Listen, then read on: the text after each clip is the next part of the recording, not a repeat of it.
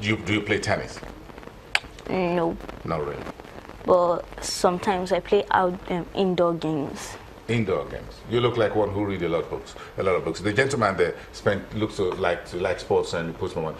So in the field of sports, really, there's sports business. You know there's sports business? Yes.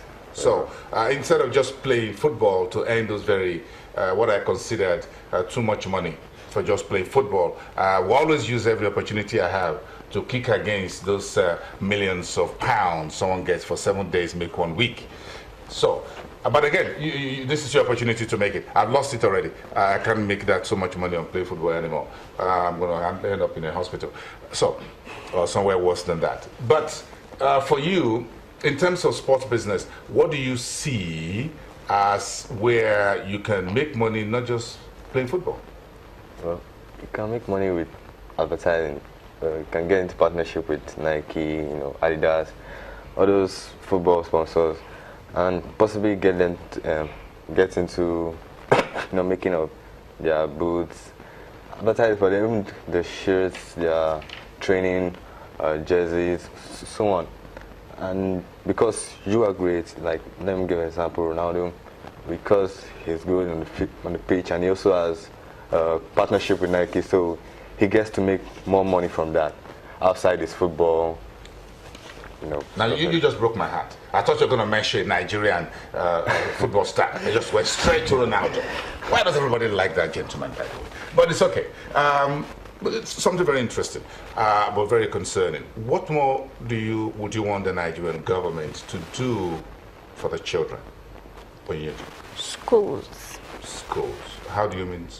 I want them to build schools for children, little children, to at least, let me say, secondary school, maybe, or they can stop at primary 6. Because if children aren't allowed education, then they will grow up to become touts. Let me just chip in. Yes. To buttress more on that point, education is important, and an uneducated person cannot make it in life because he or she won't know the trends that are going on. Technology is also important to make that education possible. Learning more with technology, information, you don't just learn inside, you learn outside. So you get the ideas from outside, you bring it inside, and you make a show of it. Now, the making of books now, you can get it on the internet. You can learn outside the normal white and black. With that, someone who just got an idea today, you can get something better than that tomorrow. So that also helps business mind. Business has moved from that level of, I see you, to the level of somebody just calls from us and say, okay, I know about your product, and you'll be like, okay, what do you want to do? I want to patronize you, I want to get into partnership, and therefore you make a startup. That's it. Two of you are in a private school, isn't it? Yes. So when you look at your friends, your colleagues and others in public schools, how do you feel? I feel the government should try and do better for them. There are schools now. I don't want to degrade them, but how will I put this? The things they're not that hygienic and everything. And I feel that if government can produce different things for them, then they can do better. Pt.2, what do you think? You have the privilege and the opportunity of being in a private school. I'm sure your parents are coughing out thousands and thousands of naira to pay school fees. But when you see other children in public schools, how do you feel? The difference between private and public is the way they behave. It's not just about the money. The money could be a major factor, but it's still school. A public school, they don't really opportune to get what the private school does, because private school goes out of the normal way to get these children equipped. But the public, a lot of divisions in the makeup, from the students to the teachers to the so many breakdowns. But what we're saying is, if an organization is not well structured, is not properly you know, they're not together. There's so much disunity because they do their job because they're going to earn the money at the end of the month. But at the private, you see people you want to see a public schools that looks like private schools. Yeah.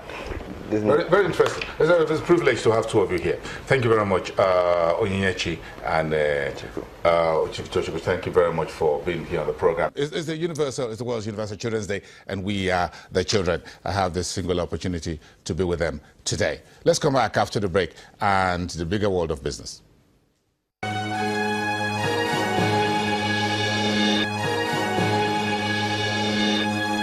Okay, so we're just going to wrap up the program, beginning you what the headlines are. You've heard the story. Nigeria's third quarter GDP was as good as a number of surveys of economists were 1.4%. That was good in the third quarter, largely because oil production or oil GDP was about 24% of that 1.4%. The rest were largely in the water. Headline, yes, we're good. Down below, the devil is in the details. Manufacturing wasn't really good. Agriculture was still a little bit better by about 3% thereabout. Non-oil sector was a negative in the third quarter, and we can keep pushing those numbers and the chart out there for you. You can see agriculture just 3.06% in third quarter. That's a bit of a 0.5% higher than the previous quarter, and still very much below what we did, aggressive 4.54% third quarter last year. That's the agriculture for you. Manufacturing, which we also tracked, the nominal GDP in the growth in that sector was 10.32%, but the real GDP in the manufacturing sector in the third quarter was a negative 2.85% year on year. And that's the figure in this morning. Nigeria's agriculture, 3.06%, manufacturing down.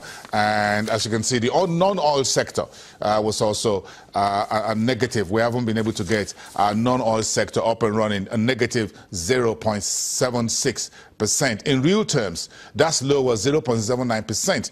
compared to the what was posted in third quarter of 2016. You can see the year-to-date there. In terms of the contributions of oil and non-oil sector to the economy, you can see them there, and you can see our barrel of oil at the bottom there in terms of volume of what we are producing. And you've heard OPEC meeting is in 10 days' time, the 10th of November. And, of course, the discussions between Russia and Saudi Arabia, the two biggest oil producers, we don't know whether the extension given to Nigeria to be out of that output cutback deal will be extended beyond March of 2018. I was from the Mo Ibrahim this morning. Nigeria scores 48.1 in overall governance index ranking. That came in early today out of 100.0.